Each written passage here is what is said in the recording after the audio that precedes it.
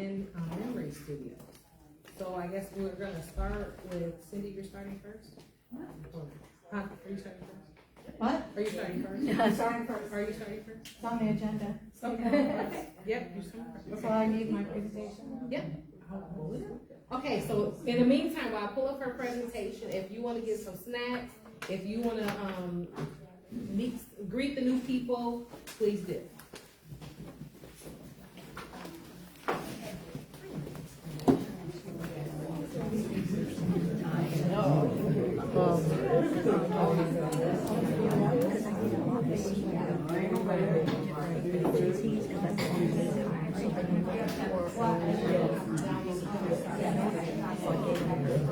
Okay, I haven't heard anything specifically unless Yeah, I told him to let you know. Okay. Okay, I'll let you know.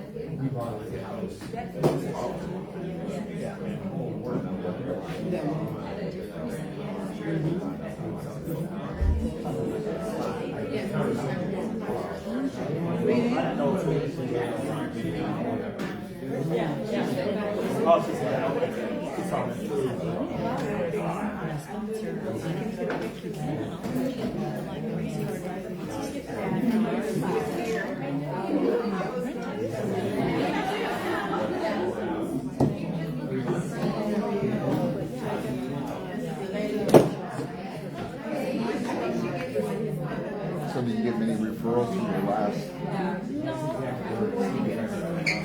We're working on. Pardon? I gave him a referral.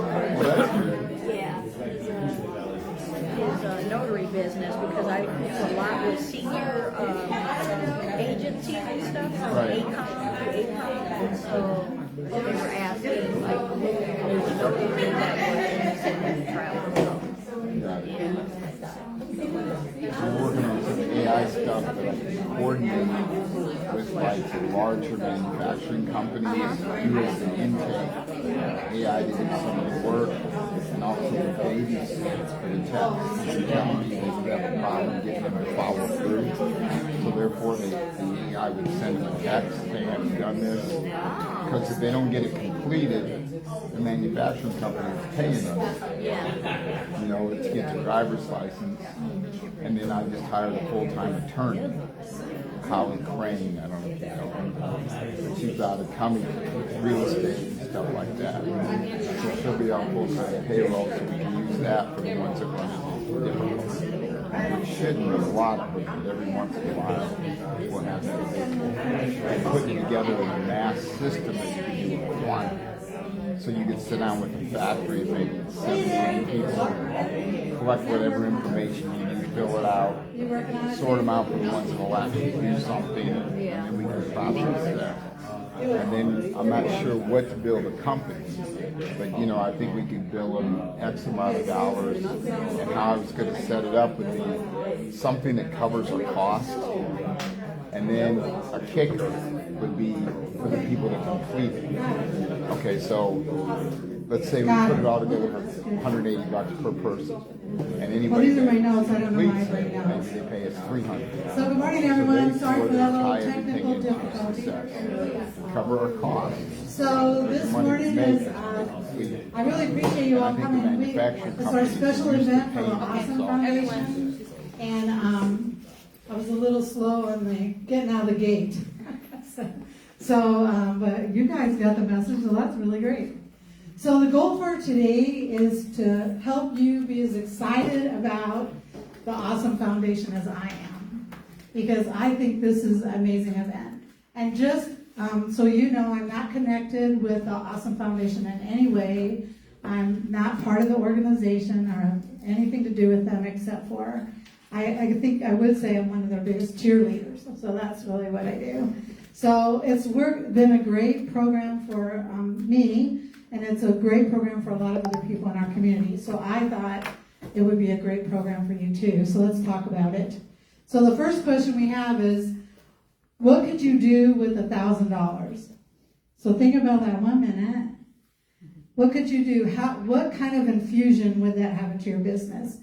Or what new project would you start? Or what community event would you have? Or do you need operating funds? Yes. I with $1,000, I could get a Mishawaka student intern for a whole semester. Oh, there you go. For $1,000, a company could get a Mishawaka High School intern for $1,000. So does anyone else have something else they could get for $1,000? I can finish my floors. Finish your what? Floors. You finish your floors in your house. Okay, so she has a boarding house that she's remodeling, I'd just like to say. So it's not really her floors, but it is her floors, but that's an idea. Yes? I could buy inventory for the salon. I could buy, hair extensions. Oh, hair extensions. Tools. Offer a new service that maybe you're not offering right now that needs a little money infused. Could make a big difference, yes? I would be able to purchase some other equipment and also expand my operating business. Oh, buy new equipment And the services that I offer. to offer a new service. That's awesome. That's really great. Anyone ever think about like participating in a fair? The Fusion Fest is coming up. We have First Fridays in South Bend. We have events in Mishawaka.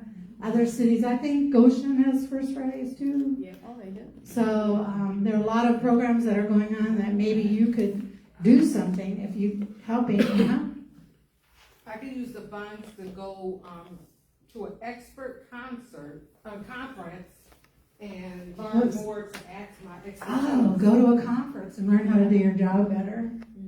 Yep. Thanks. That's good. Is it okay? I'll just keep touching this? Yeah. Okay. So anyways, let's talk about what $1,000 would do for you if you applied for the Awesome Foundation and got the money. So every quarter, they look at new business applications, and also you don't even have to have a business, so we'll talk about that too. And then they give away 3 grants. So go this way, and okay, so these are some winners actually, and we have a winner with us right here today, Matthew. And I didn't put his on here because he's going to tell you all about it. But if you go to the awesomefoundation.org, you'll see all over the country all the different people who have been awarded the grant, which is pretty interesting. And actually, from Mishawaka, some of the people who've come here before have been awarded the grant too. So they were actually awarded the grant after they came here and did a presentation for 1 Million Cups. So it's kind of interesting. So the first one, the cat lady, she is the Cat Cafe, and she came here and did a presentation at 1 Million Cups, and then she asked the Awesome Foundation for $1,000 to build a patio. So she has a patio on her Cat Cafe. Has anybody been there? Great. It's a great place, especially to take kids. And guess what? She has a nice patio there too. So also the Contour Nook was a presentation by Nettie. Nettie G's Catering. I think it was her daughter or granddaughter created this and won 1 Million Cups. So Nettie also came to 1 Million Cups. Then the next slide over, the one kind of like there, you see, like in the middle, this one right here. This is Craft One Half. Do you guys know that Craft One Half in Mishawaka? So they're opening what they're calling a functional bar, which is non-alcoholic drinks. How about that? So they're opening in a new location that's going to offer non-alcoholic drinks. So she got money to participate at a fair. This is Guzman Green Stuff. Is anybody here? She used to come here a lot, and then she had to get a job. So what she does is green drinks. Yeah. And she came and gave us a lot of green drinks. It's a great program, and she got $1,000 to launch that. So there's a lot of great programs going on that are actually connected to what we're doing. So the thing that I want you to remember is really all you have to do is think of an idea. Because really everything in the world starts with an idea. So this is about the Awesome Foundation. So it's a global organization, so it's all over the world. 3 $1,000 grants are given away by each chapter every quarter. So 3 $1,000 grants are given away. There's no equity, no repayment, so basically what you get is a check. So they don't ask you to prove how you spent the money, or there's no reporting as far as I know, maybe you could none still. They trust you and they want to see your idea. So that's the main thing. So the funds are for community ideas. And when you ask them, like, well, so what kind of grant? Like, I need to be more specific. Like, what are you looking for? And the answer is always something that'll make South Bend awesome. That's what they want. So I participated in the Awesome Fund. This is really how we got the Women Entrepreneur Summit launched. So, we do it every year, and we've been doing it for 9 years, but before, I just kind of had an idea. Like, I wasn't even sure, honestly. I thought, well, I heard about the Awesome Fund, and I would apply to them. So in 2018, I applied my idea of the Women Entrepreneur Summit, and it was probably one of the best experiences I've ever had. I made it to the top 10, but if you know me, I'm always saying it's not about winning the prize, because you're always winning. So we're always winning. So I had an idea, and what I learned from the Awesome Fund is that I was winning because I had a great idea that no one else had. So the judges came to me, even though I didn't win the ultimate $1,000, each one came to me and said, I love your idea, keep going, don't get discouraged. And that really was life-changing for me. So that made me a big believer in the Awesome Foundation. And it created for me a lot of validation. It helped me understand the importance of visibility, of getting out there and talking about what you do. And it helped me make community connections. Because I don't know what it's like now, but in 2018, we met somewhere, there was like 20 people from the community came, and they heard your PowerPoint presentation. It's also like 5 or 6 minutes. And then the 10 judges were all there to hear you. It was a very small group of people, but the people were so nice. They wanted to know more about what we were doing, and I just learned so many great lessons for that. So I just want to let you know what beat out the Women Entrepreneur Summit. So if you ask me, nothing. There's nothing that beats women entrepreneurs. So you can understand how mildly disappointed I was when I found out the birthday chair won out. So I don't know, does anybody here know about the birthday chair in South Bend? Great idea. It's a gigantic chair, right? And when you have your birthday, when you're a little kid, you can go out there and you can measure yourself on the birthday chair, and you can go out there every year. Not that it's not a great idea, it is. However, I'm just saying. So the next thing that beat out the Women Entrepreneur Summit was a company that does murals. They're beautiful. We have them all over town now. Back then we didn't. And for $1,000, they could do 3 murals on the side of a building. And now that I see what murals do for a community, I love it. It's amazing. But is it really more worthy than the women entrepreneur? I don't know. And then the third idea that won was a young man who didn't have a business. He was a Notre Dame graduate student, and he wanted to, for Arbor Day, he wanted to plant trees. So to kind of give you an idea, there's like several neighborhoods in 2018 that were blighted by some sort of an insect. And so there were blocks with no trees. And so he presented how important trees are to communities. And then he was awarded enough money to buy 1,000 trees. $1,000. I think he was going to buy 100 trees, and he was going to get the neighbors on the neighborhoods to plant the trees. That's a great idea too. So there were a lot of great ideas, just not my idea. But that's okay, because I didn't need their money, right? But I didn't know that till I participated in the event.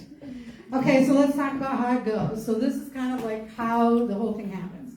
So right now, and actually every day of the year, they accept applications. So you can go right on the website, it tells you click here for South Bend, and then you fill out the application. I think there's 3 or 4 questions, it's pretty straightforward, but inside those 3 or 4 questions, a lot of information needs to go, because they want to know what you're doing, but at least you can, explore your idea. So they take applications anytime, and then 4 times a year they have meetups, right? And then they vote on the awards. So they have a community pitch night. Then the next step from the community pitch night is they introduce the 10 finalists. They each give a 5-minute pitch. And then the trustees review. So we have our Awesome Fund has their own set of trustees.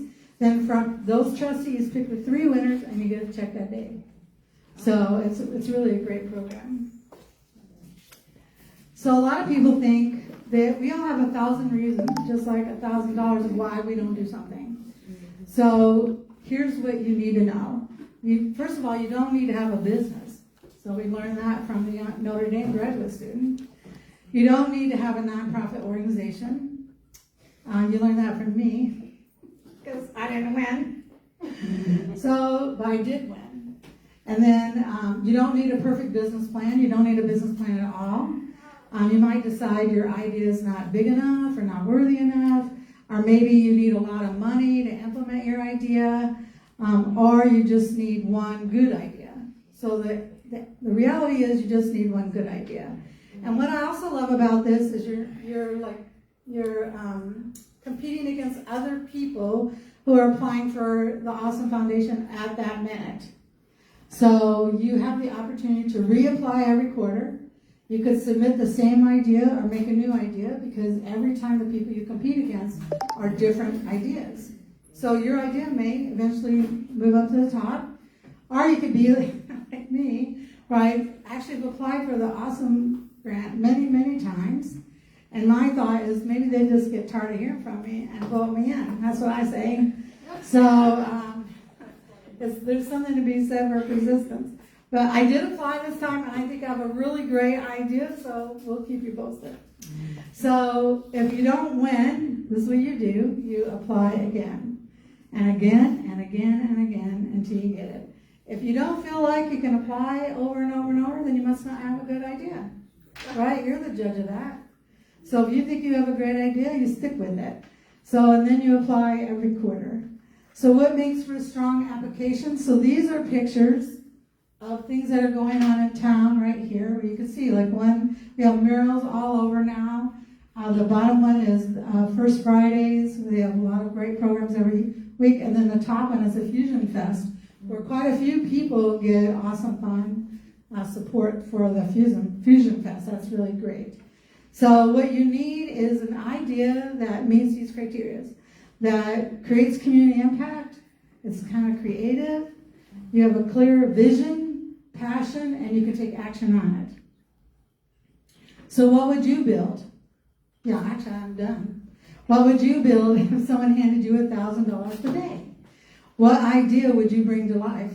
So let's introduce Matt right now and talk about what he brought to life and won $1,000 to get it started. Thank you.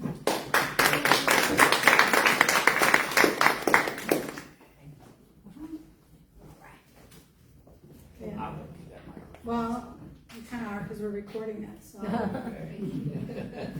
I'll wait for the presentation to get up there, and then we'll get started. Okay, go ahead and introduce yourself.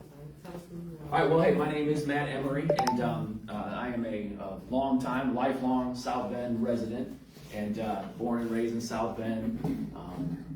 Graduate of John Adams High School in 1996. Adams grad? Yeah. Awesome. Heck yes. Any other Adams grads?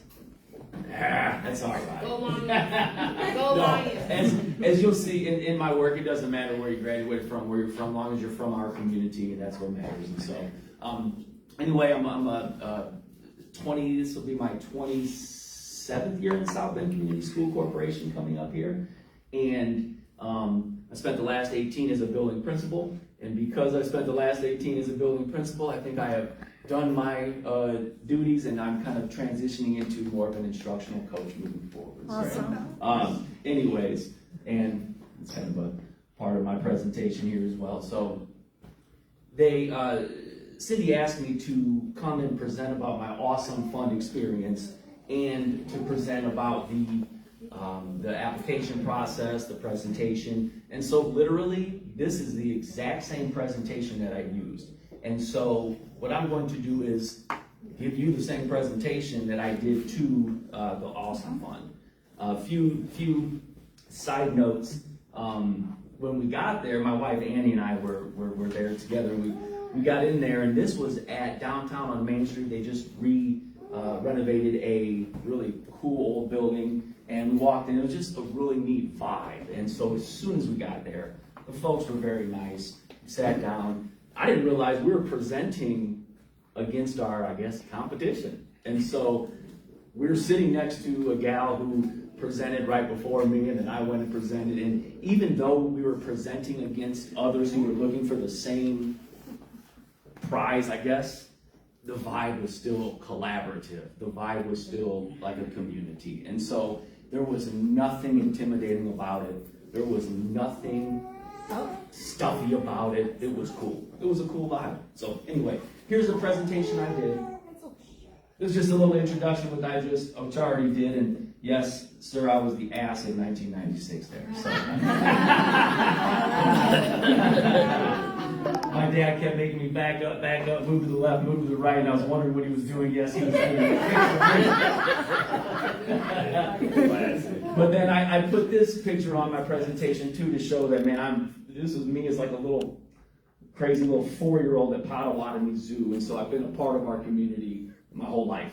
And so that was just a part of my introductions. And then of course in my presentation I shared that I'm a lifelong or a educator, South Bend Schools and all that stuff. So, all right, our stories, they're everywhere, okay? Everywhere you look, the stories in our community are everywhere. There's a story behind how this beat up old park on the south side of downtown South Bend near Union Station, there's a story how it went from that to that, to the beautiful gem that we have in Four Winds Field. There's a huge story behind that. It doesn't just appear. There's a story behind how, that's the Emporium restaurant right there. Oh, yeah. There's a story how this nasty piece of wasteland there went from that to that. That's good. And these stories involve community, these stories involve collaboration, these stories, it's just there's stories behind it. If anybody's familiar with the West Washington, the 1200 block of West Washington in South Bend, you drive down there today, nice houses. It wasn't always like that. That's the block. There's a story behind how what was essentially a rundown area went from that to nice houses. There's a story behind it. Communities working together, there's a story behind it. That's Mayor Lickey right there too, one who ended up being the mayor. And so anyways, what I shared it at the Awesome Foundation is what my awesome project is my passion. And it's sharing and celebrating the history of South Bend and Mishawaka. And I do that through varied means. I do that through a podcast. We're like 56 episodes in. I interview business leaders, community members, authors, just anything to help tell our story. I mean, I've interviewed Pete Keever in Mishawaka. He's been on multiple times. And speaking of which, the most recent time he was on, in the 1960s, there was a plan to build a big old tower, center point tower in Mishawaka, literally right here where we're standing. And so if that would have gone through, we wouldn't have been here. We'd be looking up at some 400-foot tower. And so anyway, I do it through videos online too. I've gotten into the smaller, shorter little 2.5, 3-minute videos. It took me a long time to finally get into, but once I got into it, oh my gosh, so many more people are into this stuff. And then through social media as well. And then in my presentation, I wanted to stress how this makes South Bend more awesome. And it's not just South Bend, y'all. It's South Bend, Mishawaka, Granger, and everything. So, but this was the South Bend Awesome Fund, so I mentioned how much work this work brings connections across generations. It connects longtime residents to their memories. It connects younger people to a past they never knew. Man, these kids on TikTok, you won't believe they'll message me like, bro, I didn't know that, man. And I'm like, gee.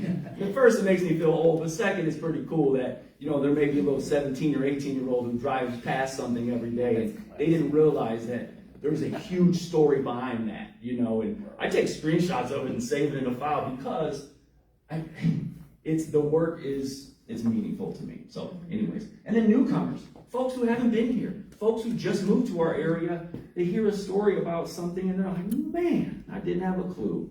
And so that's why, to me, it makes South Bend and Mishawaka more awesome.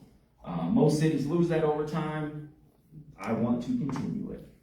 So then when applying for the grant, of course, the team wants to know what you're using the grant money for. And so I just, I put it'll help me continue to support the local history content and the outreach that makes our area more awesome. I made sure to throw in awesome throughout the whole presentation. Awesome. And then I wanted to get a little bit more detail. $1,000 is a decent amount of money, and so I wanted to explain to them exactly where it would go. I mean, my wife knows we have all these subscriptions: Captivate, Alphonics, newspapers.com, all the things that helps me tell our stories. And so that's exactly where the grant money would have gone or went already. And then lastly, open it up for suggestions or questions, and then they just ask me a whole bunch of questions. And so that's the presentation that I did for the Awesome Fund. And so now I guess it's a question and answer here, right?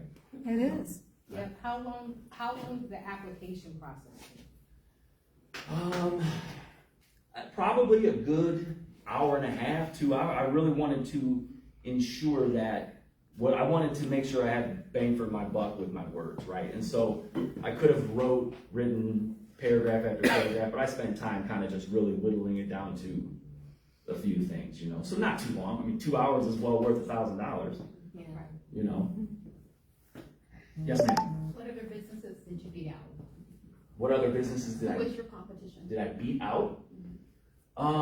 We had. That's another thing too. I felt kind of bad. Like all 10 people who presented legitimately, like, but each one. And when I messaged afterwards, I emailed the Awesome Fun team. I was like, what you do is awesome. You get to sit back and hear all these ideas. And it's absolutely amazing. But I forgot what other ones that we beat out. Oh, there's a gentleman from the Botanical Society at the greenhouse, which I live 2 blocks away. I would have loved for to get more beautiful down at Potawatomi Park. Another person, I don't know, I forgot. So, yep. I'll tell you, a challenge is keeping the presentation to 5 minutes. Right. I mean, I can sit and talk forever, and it's just, that's a challenge, is to keep all of it to 5 minutes. And you can tell that You can come and practice here since you only have 6 minutes. See, there you go. Well, my presentation's done. My 5 minutes is done. This is part of the Q&A, right? Right. There you go. Yes, ma'am. Which social media, which platform do you feel like you get the most feedback from? Is it TikTok, Instagram, Facebook? Good question. Good question. Yeah. I have found, and I never thought I would be some social media person. I'm 48 years old. I never thought. Each one has its different vibe. Each one has its different audience. Each one has its own community, I guess. And so currently the Facebook gets by far the most views. Since early April, it's 7 million views I've had. Whoa. Yes. And that was because as soon as I started TikTok-defying it, is what I called it, so the initial jump was a lot. So, but on average, the past 28 days, I've had, I think, 1.7 million views. So that to me is will be more average of what I do. That's on Facebook. Facebook, the community tends to be my age and up. And folks who can truly speak to in the comments, man, I went here. And then so I formed a little networking there, and where I have real memories from folks there. But like TikTok, maybe more kids who they don't have physical memories of it, but they're learning from me. So everyone has its own vibe. You know, it really does. I think I've seen you on TikTok. I Same. definitely- Probably have. I've definitely seen you. How crazy is that? See, you probably have. And some of you probably seen my crazy butt walking around South Bend of Mishawaka out there videotaping stuff too. So, yes, ma'am. What year did you, or when did you win this? When did you apply? March. Okay, so I think Yeah, it this was. year. Yeah, this year. Yeah, it was this year. Again, the whole vibe. It was just a neat vibe because during the other people's presentations, like I forgot that I was going to be presenting because I was so into, what they were presenting on. Yes, sir. So, two-part question. What story that you have pulls on your heartstrings the most? And then the second part of the story is which story that you heard is your favorite? That's a hard one. Well, I know one, for example, and it's perfect because this spot is literally a block this way. The Beaker Mansion. Okay. It's a beautiful, beautiful building. Ron and Dennis have absolutely just invested their life into fixing that puppy up. And when it was built in the early 1900s, Susie Beaker, who was the wife of Beaker who built it, Martin Beaker died right away. Susie Beaker lived there for like 20 years. Threw parties in there. She was a Mishawaka socialite, but she passed away in the late 20s, or like 1930, I think, or 27, 28. She could have given it to her heirs. She could have gave the building to relatives. She could have sold it. What she did, she wrote in her will, she wanted to change that mansion into a literally, quote, old lady's home. She stashed the equivalent of $5 million today in a trust to run that building so women could go live their lives out there and not have to pay for food, clothing, shelter, even funeral services. And it was that until 1960s. Wow. And so, so here she could have done anything like that, and she did that for the community. So that's just one thing on the top of my head that kind of pulls at my heartstrings. But favorite story, oh my gosh, I don't know. There's just tons of them. So, any other questions or? Yes, sir. What makes what you do awesome? What makes what I do awesome to me is the connections. It is the teaching, and it is having folks having an understanding that nothing happens in a vacuum, and that there are stories everywhere, and that our past is connected to today and is connected to the future. And that to me just makes it more awesome. It's just all the connections. Yep. Yes, What sir. was the most tragic thing you found out as doing the history stuff? The most what? Tragic. I don't know the most tragic, but for example, I just did a video on Twickenham Bridge that originally was supposed to be a World War I memorial, I found out, and that never happened. Like they had plaques ordered and everything.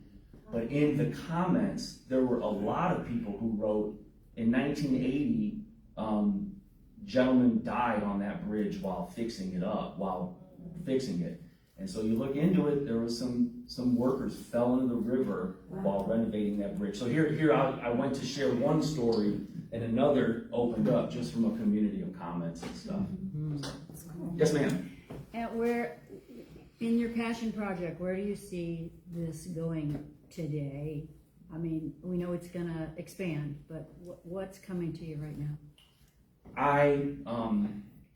Well, all of this is organically kind of like just over the past several years. And once I started the podcast, I realized that there's a ton of work, a ton of time that goes into it. So then I started seeking some sort of sponsorships. And in seeking sponsorships, I wanted to find local companies that I could proudly put my name on and sponsor as well, and to kind of like a rising tide lifts all ships, And so, I mean, like for example, in Rugco, right, close to here, partnered with them early on, and so where I would love to see it going is to kind of form partnerships with local businesses and somehow get some sort of sponsorship dollars just for the work, you know, because I do have a big audience now. I mean, I think that I would be able to spread the good word on local businesses as well. First, like Dan Barry Insurance, matter of fact, I've literally worked with them for 25 years. I reached out to them. I said, hey, I would love to speak the good word for you.